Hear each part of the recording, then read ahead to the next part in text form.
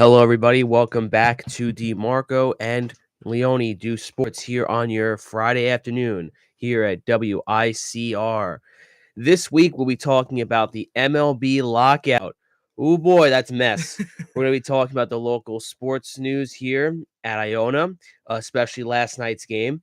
And we're also going to be talking about some NHL news, the trade deadline's coming up, and some New York Giants news. And we're going to have a good time today. And Mike, let's hear what's going And on. also remember, if you guys have any comments, please put them in the chat.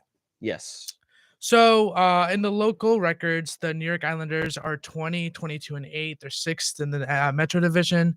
The New York Rangers are 34, 15, and 5, second in the Metro Division. Well, actually third now. And the New Jersey Devils 19, 30, and 5, seventh in the Metro Division. The Brooklyn Nets are 32, 31, eighth in the East Conference. And the Knicks are 25, 37, 12th in the Eastern Conference.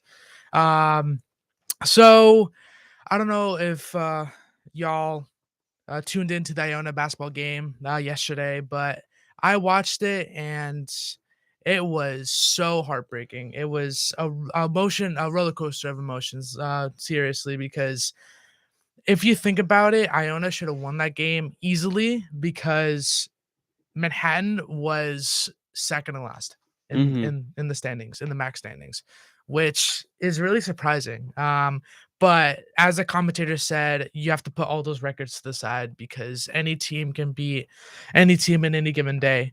So the final score, Iona lost to Manhattan yesterday to 74-72. Like I said before, Manhattan was 10th in the MAC, which doesn't matter. Which is super surprising. In the first half, Manhattan was beating Iona 40-31, which is crazy. And then the second half, Iona was losing all the way up to 15 points. But slowly they came back, but it wasn't enough. And the Manhattan Jaspers got the win over our Iona Gales. The top three players to be mentioned were Nelly Jr. Joseph with 18 points, 12 rebounds, and 5 assists. Walter Clayton Jr., 17 points, 0 rebounds, and 2 assists. And Quinn Slazinski, 11 points, 6 rebounds, and 1 assist.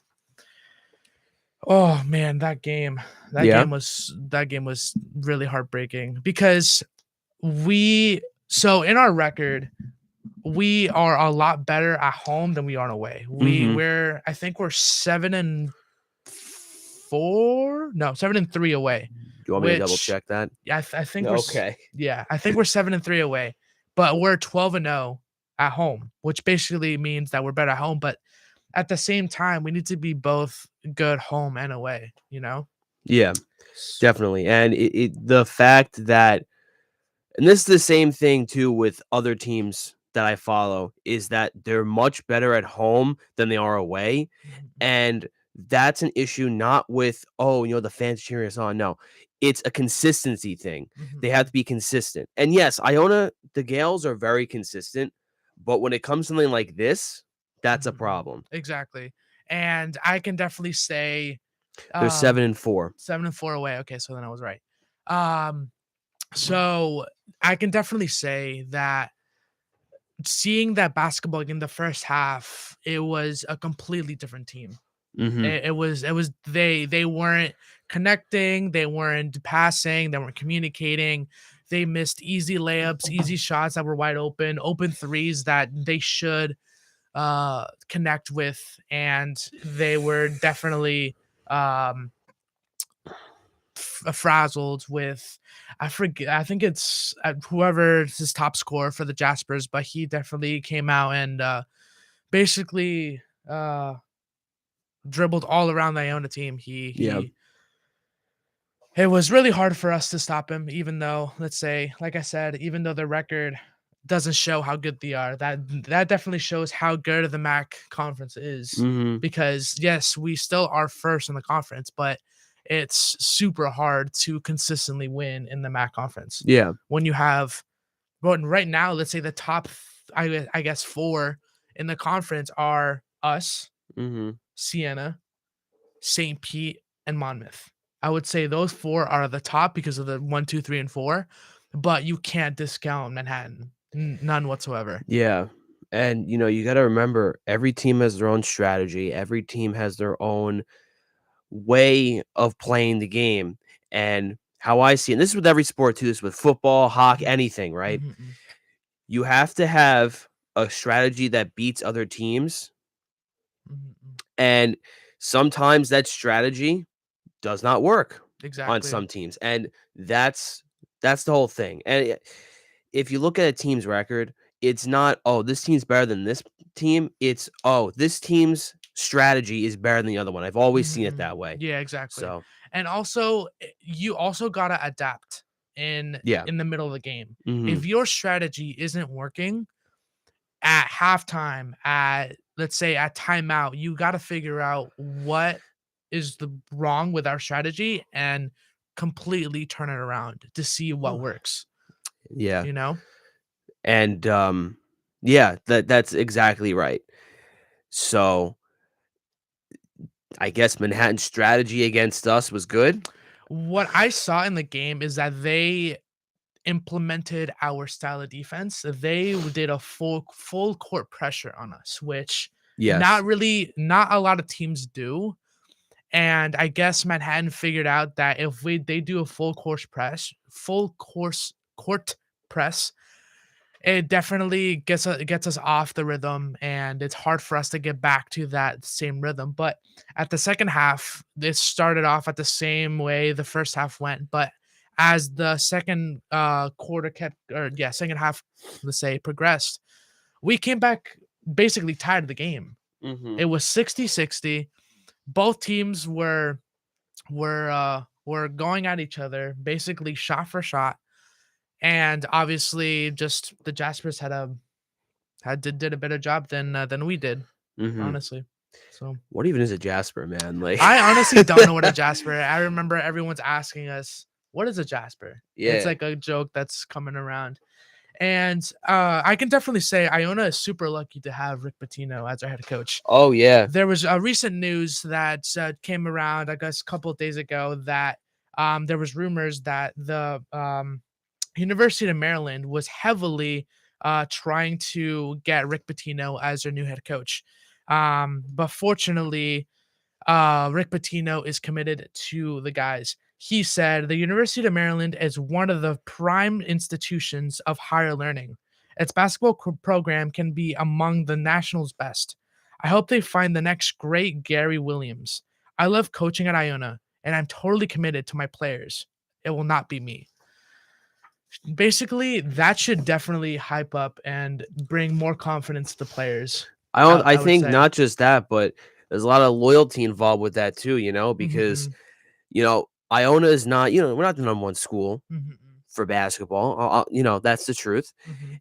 And Pitino obviously wants to be here.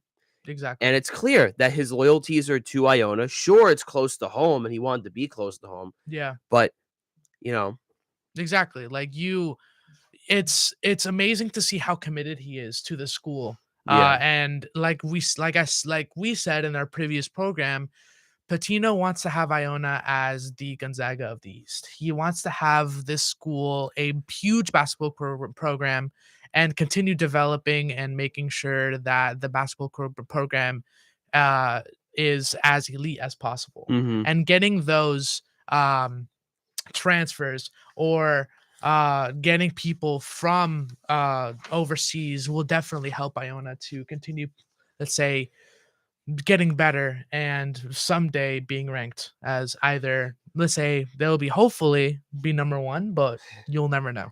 Yeah. So it all depends on not just Mhm, Patino too, but other coaches, mhm, scouting, mhm, mhm. all this different stuff. Exactly. And also with Rick Pitino's experience and a lot of connections, that will definitely help us. Like Oh, yeah. before we got Nelly Jr. Joseph, Rick Pitino asked one of his buddies out in Africa. He asked, "Hey, who do you think is good for Iona College?" And he said, "You should look at this guy in the NBA program out in Senegal. This guy Nelly Jr. Joseph, he's really good." Mhm. And that's how we got Nelly Jr. Joseph, Wow. and he's one of our top players. He was the freshman player of the year, Mm-hmm. and he was the player of the week last week. So, and remember, guys, if you have any questions or comments, please put them in the chat. Yeah. All right. So good luck to the Gales. We're playing tomorrow, I believe, at 1:00. Yes, so it's the last home game of the season. Last regular season game too. Yes, exactly. Last regular season game. Everyone, please come out and support Iona Gales. We'll We're both be playing. there. Yes, we'll both be there. Don't be shy to say hi. Yeah. We're gonna play Quinnipiac at 7 or no, I think it's at 1. at 1. Actually, you're right. Yep. It's at 1. Everyone, please come out. We really need a huge home crowd, and to make sure that we still keep that that unbeaten record at home. Yes. All right. Let's talk about some nonsense. All right. So officially the MLB season is delayed.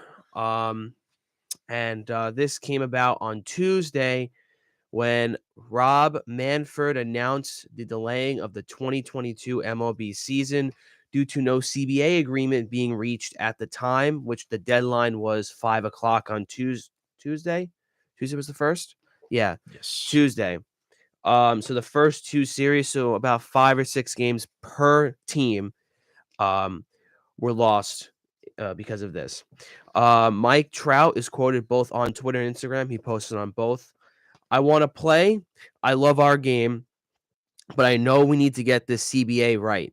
Instead of bargaining in good faith, MLB locked us out. Instead of negotiating a fair deal, Rob Manfred, canceled games. Players stand together. For our game, for our fans, and for every player who comes after us, we owe it to the next generation. Trout, obviously, considered to be the best ball player currently active. It might not seem like, because the spotlight's not on him, but that's what he wants. He doesn't want the spotlight on him. And I agree with him. I think most fans agree with him that the owners are being really, picky here with a CBA agreement. There's some discrepancies between the two teams. Not two parties, I meant. One side wants 14 teams in the not the postseason. The other side wants 12. There's different, values of monies thrown around. So, but go ahead. What do you think, And Mike? also, I remember hearing on the news that the baseball basically tricked the fans because they were like, oh, they're meeting more than 15 minutes now. They're actually sitting down, coming back for the second meeting. We're probably going to get MLB season. And The season's still on. Well, meaning like start on time. Yeah, it's definitely going to happen this season. It's obviously going to be delayed a couple games, I think. And to add on to what you said, the owners don't make a lot of money in April. That's their least profitable month. And that's due to, the season starting up. It's a little colder out. There's a lot of factors into it. So what I think is that the owners stalled the process to get a CBA done early so they don't have to lose money in April. Well, That's yeah. how I see it. And that's how a lot of the fans see it. Exactly. Definitely. I definitely agree with your comment, honestly. Like, with this happening is really really disappointing. Obviously everyone wanted the season to start up again. Obviously both of us wanted the season to start up again, even though we like both different teams. You like the Mets and I like the Yankees. Yeah.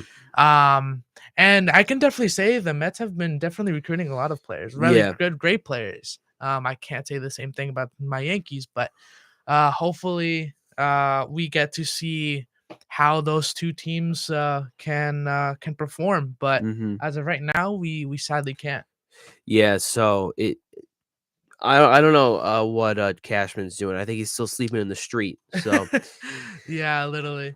but to add on to injury, in the press conference where he revealed that the season would be delayed, Manfred appeared to be laughing about the situation, seemingly to side with the owners, which that's going to happen because the owners pay him.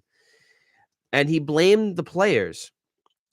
And to be honest, I don't think that it's the players, obviously, it's the owners, and Mhm. he's gonna say that regardless because of, his how he Yeah. gets paid. Well, he wants to save his butt. That's That too. why. Yeah, because obviously Rob Manfred is basically doing everything for himself. Yeah. He's getting paid regardless. Yeah. So even if the season doesn't start or the season does start late, it doesn't really matter. He's getting paid either way.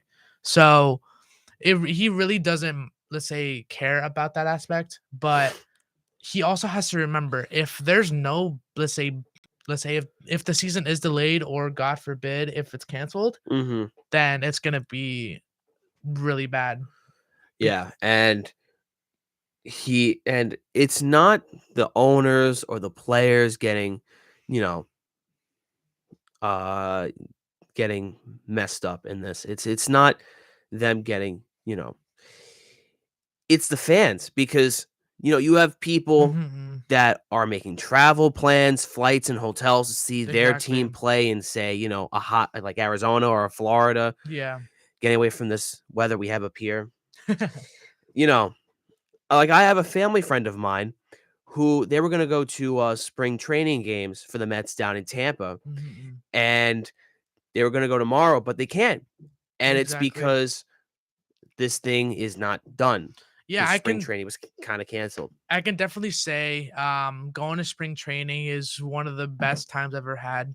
Um, my dad and would take me when I was younger to the spring training facility that the Yankees have. That's right across from the Tampa Bay Bucks stadium, and Yeah. it's a really nice stadium, and it's awesome to see all these new guys starting up again, getting warmed up, and Mhm. let's say basically having fun. But obviously they can't do that now because the season's delayed. Yeah. And So it's a tragedy when a sport that's been suffering for the past 2 years because of the Astros situation, and then mhm. COVID delayed the Oh season to yeah. 60 games, and now Mhm. we had reports over the summer of different types of balls being used to play, depending on who was gonna be free agents that year, depending Yeah. on if it was pitchers or batters, and now there's this, and it's just nonsense upon nonsense upon nonsense, Yeah. and all the fans want is to play ball, but Mhm. all the owners and the players wanna do is fight over what gets done, you know? And Exactly. it's hurting the sport. It really is.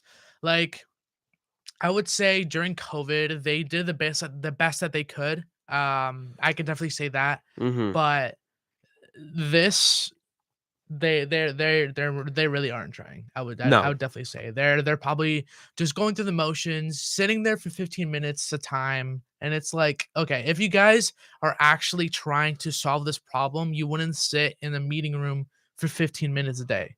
It makes no sense. Yeah, well, that last day, they were in there till, like, 3 o'clock in the morning, I'm pretty sure. Yeah, but that's You know, still nothing got done. exactly nothing got done. It doesn't matter how long you're gonna be there, but at the same time, we need to see results. Yeah, Yes, sitting there for 15 minutes is not gonna get results. I can tell you that right now. yeah. But they did sit down for a long time, but nothing really got accomplished. No. Nothing really. I heard that what was it, the MLB presented an offer to the players union, but they didn't accept it.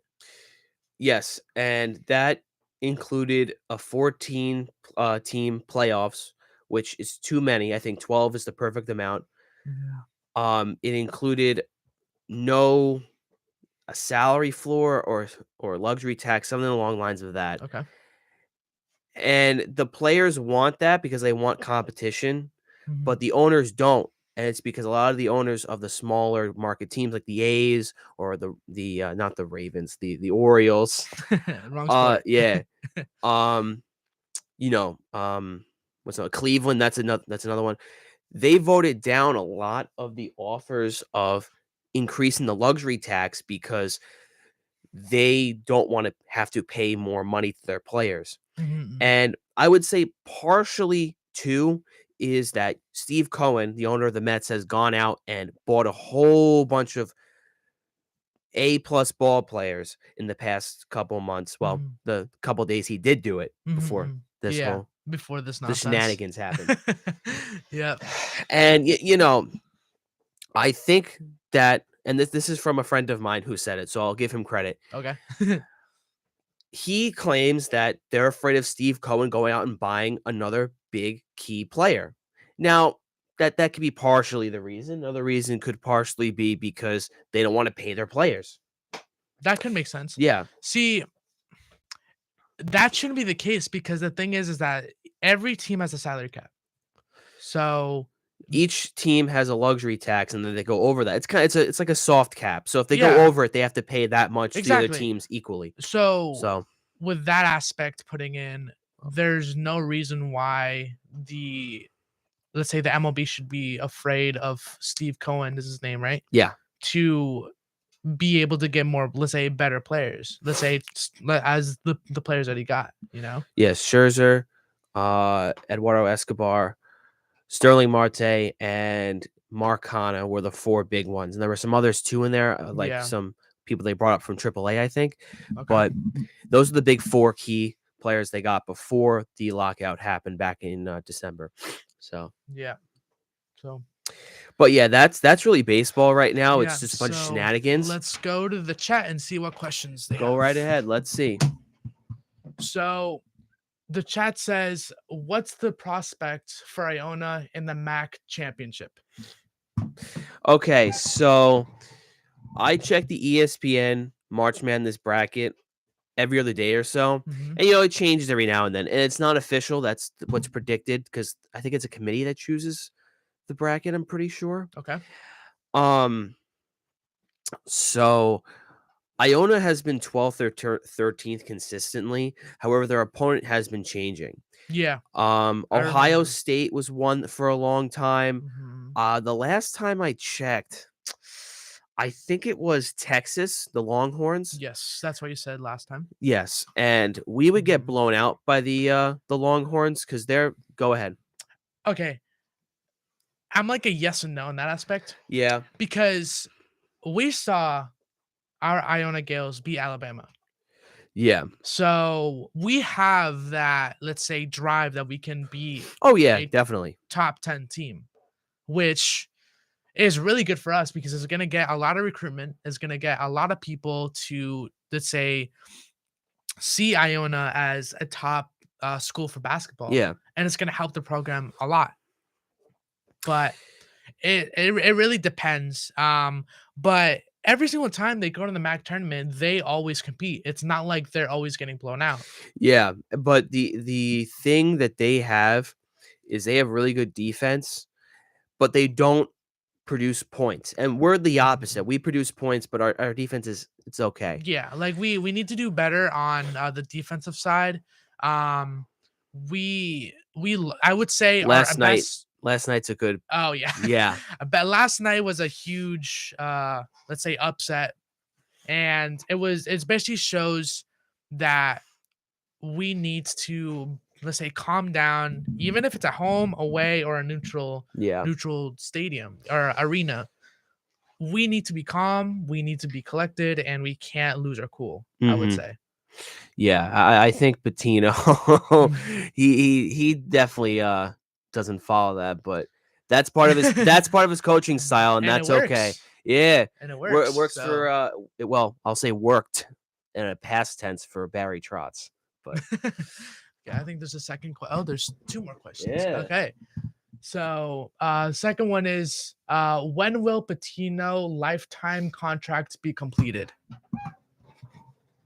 you can answer that. So, I would say, I honestly don't think Patino's gonna leave. Well, he's like in his 60s, I think. Yeah. So I think he's gonna retire with Iona. I Mhm. don't think he's ever gonna go to a different school. I don't see it. He even said when he first came here, he's from New York.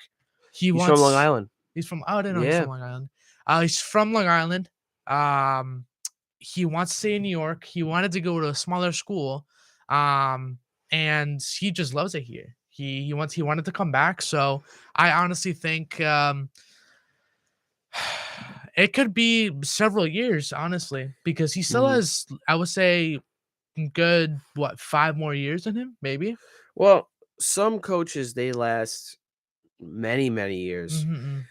I don't know the names exactly, but since the Super Bowls have been starting up since Mhm. 1967, Pittsburgh I believe, has only had 4 coaches. Yeah, exactly. So, Mhm. if they have the longevity to stay Yeah. and progress this program, I'll go back to basketball now, to progress the Iona program, it works. Exactly. Like, it seems like if you stick with that coach and understand the players understand, let's say, how he coaches, I think it's better for the program itself Yeah. instead of switching coaches every 2 or 3 years, which we are seeing going back to football, how the Giants have been switching every 2 coaches Yeah. and we're not Every 2 producing years. every 2 years. I'm sorry. So it's really hurting us. And then the third question is, Yeah. will the Yankees sign Aaron Judge? Now that's okay. Has that really been a question? It is still a question, which is surprising to be Yeah. honest. So the thing is that right now the Yankees are in a crossroads because they have to pay his salary, which is obviously a big salary. I don't know specifically how much it is. B, they want to get players and they're probably, let's say, okay, there's two aspects. They can either sell him and get a lot of players like the Red Sox did when they sold Mookie Betts, Yeah. and they got a lot of players and they reached the what was it, the semifinals of the World Series. You talk about this season, right? Yes. Yeah. So So, I'll say this, on Spot Rack, which is like a website for sports and whatnot, okay. um, after arbitration, they're saying that the predicted salary is 17,000,000, Oh wow. um, which is, I would say that Mhm. that's alright. That's fair. Um, But yeah, but yeah, go definitely ahead. I honestly don't want Aaron Judge to leave. I think that'd be a big damper to your franchise. Honestly, yeah, because who else is gonna be, let's say, the star? Giancarlo? Strikeout Giancarlo? Yeah, I don't like think so. really no one likes him, to be honest. I don't know why we signed him for a 10-year contract. That Well, no, I you guys got him in a trade. Yeah, that's what I'm saying. We signed him for 10 years. He was signed for 10 years down in Miami, and Yeah. then he got traded a couple years into his contract Oh, because okay. Miami couldn't afford him. Well, yeah, makes So, sense. That's what happens. yeah, Oh, that's a really huge blow. But yeah, it's for me personally, I really hope that Aaron Judge doesn't leave. But let's say in the long run, I could see why they would want him to leave because it yeah, would open a lot of cap space. It would open a lot of money for them to buy, let's say, better players. Like I said, like how um, the Red Sox did with Mookie Betts. They yeah. sold him to the Dodgers, and they got several good players that help him in the line, and they But, reached the. Mookie did go to the World Series in 2020. That's true. So, That's also the downside. That's also a blower. So basically, I would say my response to that question would, I honestly don't think the Yankees are going to sign Aaron Judge again. mhm, The way it's turning out, if they did want to sign him, they would already given him a contract already. yeah. That's just my. Well, they can't right now, but Well, yeah, meaning like let's say when the right CBA as. is agreed to, Yeah. you Nice know, hands. yeah, thanks. They should sign him almost immediately. They Yeah, should. exactly. I really hope that happens, but you never know. All right, so we're gonna switch gears here to the NHL real quickly. So the trade deadline is coming up, and we're gonna discuss what's going on with New York teams, not Buffalo and Jersey, but the two New York teams. So the Islanders are sellers at the trade deadline for the first time since the 17-18 season. We have the possibility of losing players like Josh Bailey. I hope he goes. Cal Clutterbuck. We have the possibility of losing Scott Mayfield. That's been a big discussion of trade for his value. Also Simeon Varlamov too. Really? He's a big trade component this year. So the Islanders in their last 8. I think this is actually it's the last 9 now. They won 3 of their last 9. That's Oof. 33% of their last 9. Okay. Oof. However, they've continued their winning streak against the Bruins since the playoffs last year, and they're now at 5 games. So Really? we know that Sorokin can beat the Bruins, but how about everybody else? They played Vancouver last night, and they lost 4-3. They were winning most of the game, and then they decide, oh, you know what? I'm tired. Let's just lose the game because we're old and slow now. And now my question is, and I was discussing this with my friends back home too. Should the Islanders tank for the first overall pick? I don't think so, because either way, I think it's still going to go to Montreal. But either way, we have Atu Ratu coming up. He was drafted last year, 52nd? Yeah, 52nd overall. We have a lot of cap space for next year, almost $20 million in cap space next year. And I'm about to sneeze, but I'm trying to hold it in. Okay. We have Kiefer Bellows having a breakout season. We have Noah Dobson having a breakout season. We have Barzell injured, so we don't know where that's going to go. And we have a lot of defense that we have to sign next year, including Dobson, who I think is going to sign for $4 million, 4 years, a little bridge deal before he gets his $8 million. So, but yeah. So, what do you think? Should the Islanders tank? So Unbiased. So basically, you're saying they should pull the Jets. Yes. Do you think that we should tank for first place? Unbiased. Okay, unbiased because I'm a Rangers fan, as y'all can see. If it helps them in the long run, yeah. Mm-hmm. But it really depends, like how, let's say, who's coming out of the draft. This draft is supposed to be the best since 2015. If you don't know, 2015, the NHL draft is considered the best of the century. Really? Connor McDavid, Jack Eichel, Matt Barzell, Dylan Larkin was 2014. Who else is in that draft? Is that Noah Halfkin?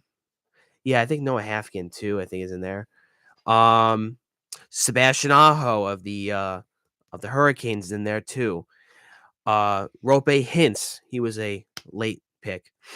So yeah, you have a lot of good players. Oh, Travis Konechny, there we go too. So yeah, you have a lot of good players from that draft. Yeah. And what's predicted is the same thing's going to happen this time around. Interesting. See, okay. Yeah. I say yes. Let's say I'm gonna put it in my perspective. If it was the Rangers, let's say, trying to do that decision, I honestly think they should. Yeah. The only reason why I would say is because they would get, let's say, the top pick of whichever position they would like. Yeah. So, which is a good, let's say, good aspect for them because they don't have to be worried about, okay, so this other team is going to pick this team. Let me get a second or third option just in case, So I definitely think that they should do that to build up their team, but probably lose to the Rangers here and there. And let's say continue building up their team because obviously this season has definitely not reflected how good they are, I would say. When I first started watching them back when I was a freshman, they were really good. Yeah. Honestly, I would definitely say. So I would definitely say yeah. What do you think? I don't think they should necessarily tank for the first overall because I think that's going to Montreal and or Arizona. Okay. But I do think that they should consider trading up for a pick. Okay. Yeah, they could do that. Well, because what's their position right now? Currently, I think they're either 10th or 11th. Okay. And they could get another draft pick, a first round from Edmonton because Edmonton needs goaltending, but they claim they don't, but they do need it. So I think that they should trade for Varlamov in Edmonton for a first round and maybe a prospect. You don't like Varlamov? No, I don't. I think he's overpaid for this season in particular. I don't think he wants to be here. I don't think that he's confident here as well Okay. because of everything that's happened this season. He had knee surgery over the Okay. summer. He missed training camp. Then he had COVID, Oh and then wow. he had COVID. He got exposed to COVID recently too. Oh wow. So it's been a mess for him this season here. I could definitely see that. So Yeah, because I remember you used to like Varlamov, yeah, didn't you? mm-hmm. Yeah, he was really good, to be honest. And then now, who's the, let's say, Sorokin, Sorokin? Yeah, it's my Sorokin. boy. He's your boy. Yeah, We'll talk about that later when we go to the Rangers. yeah. Let's do it. So, okay, so let's go to the Rangers, the good team. So, so yes, was it yesterday or the day before? I It was forget. Wednesday. It was Wednesday. Okay, so the Rangers won against the St. Louis Blues 5-3. Blues. Thank God. The goals from Artemi Panarin, Ryan Strome, Chris Kreider, and Patrick Nemeth and Alexis Lafreniere. At the beginning, the first period, the Rangers were winning 2-0, which is great. However, this is where, let's say, Chris was nudging me and pushing me. And he was like, "Yo, what's that called? Sorokin would do this." And He would never. In the second period, Igor Shesterkin led in 3 goals consecutively, which is really heartbreaking because Igor has been doing so good and he's rated the number 1 goaltender in the NHL right now, which I don't think you agree with that. I think it's Markstrom still. But okay, I think his comeback's better. Okay, no, okay, Shesterkin's save percentage is better than Markstrom. Last year, Calgary was a mess because they were in. A lot of the players were injured at the second half of the season, and Vancouver was also next door neighbor. They had a COVID outbreak, so all their games got canceled. So they played Calgary a whole bunch of times. Okay. So it was a mess. And Markstrom came in at the trade deadline back in 2020, I think, somewhere around there. And he wasn't that great last season. And then he has a huge comeback this year. So I honestly give it to him. And plus, he has 6 shutouts. You know how many shutouts Igor Shesterkin his entire career has? 5.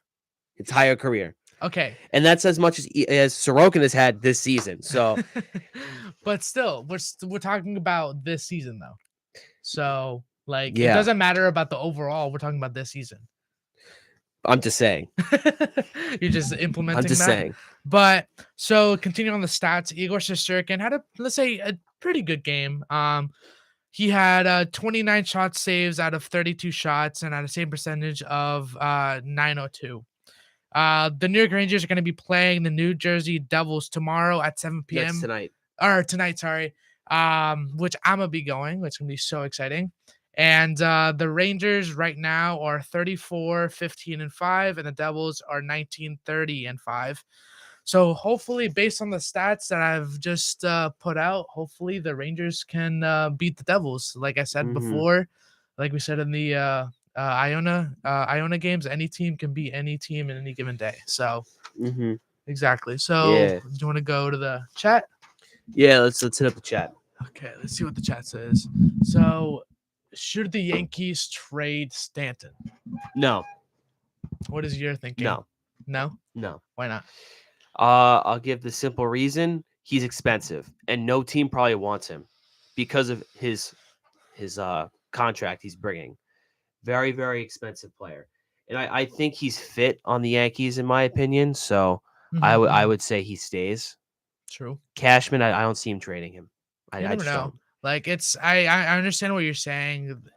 I don't know why we got him. Like I understand we needed him at the time because Derek Jeter gave him to you. That's why. Well, yeah, but actually, did he know Derek Jeter is not the part owner of owner of the the Marlins anymore? Thank God.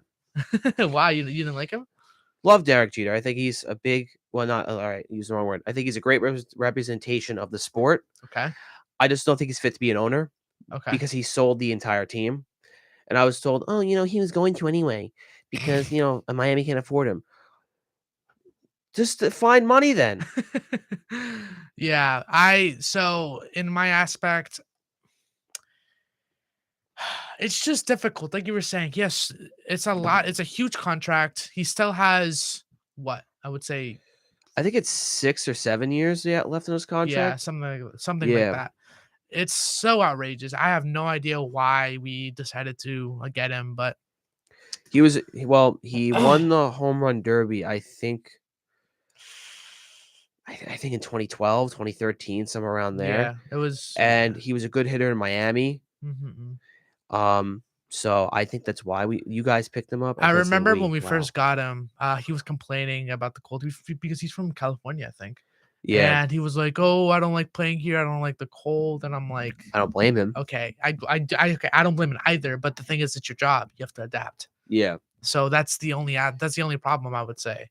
So, but honestly, it's definitely hard to find someone that wants to get Giancarlo Stanton. yeah, It's going to be very difficult. But hopefully they do.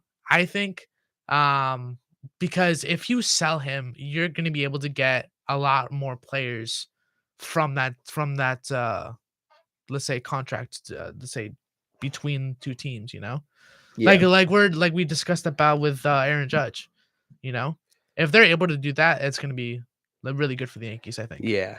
I think that will help their not exactly rebuild, but definitely the way they were. I would say back in the 2000s because they were unstoppable back then. Yeah. The evil Well, empire, as they called it. well, we should have. Okay, we also should have won that World Series when we played against the Houston Astros, but we You got meant screwed that over. the ALCS. Yeah, meaning like let's say the whole I tournament. don't think you but would have won against the Dodgers, but okay. That's okay. We were like the top team to probably win the World Series, but we got screwed over. Cheating. Yeah, exactly. I understand. That's why I say we got screwed over. I know. Oh my gosh. But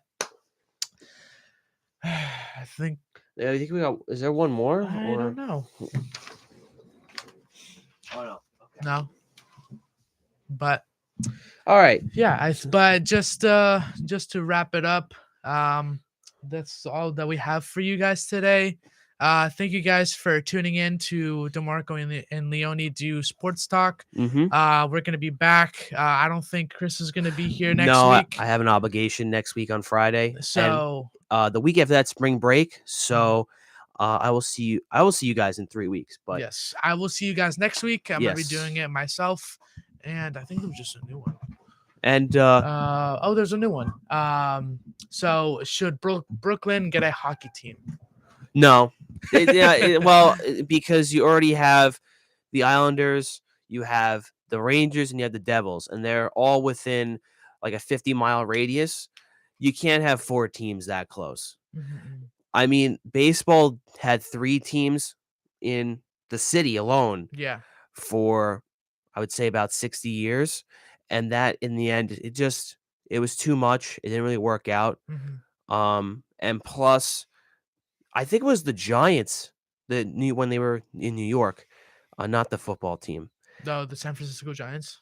Yeah, they did not have a lot of money at the end. They won the World Series in That's true. '54, and then they moved out of here in '57. I think they didn't have a lot of money either way. Yeah. So, yeah, I don't see hockey doing that. We're already at 32 teams. I don't see us getting a 4th Yeah, team. honestly, that would definitely mess up I would say that would definitely mess up the playoffs because 32 is like a really good number. Yeah, It's even number, first of all. So, but if you're talking about a franchise moving, I say Arizona is probably the top target of a franchise moving, but I don't see them moving to Brooklyn. yeah. I see 2 places I see personally.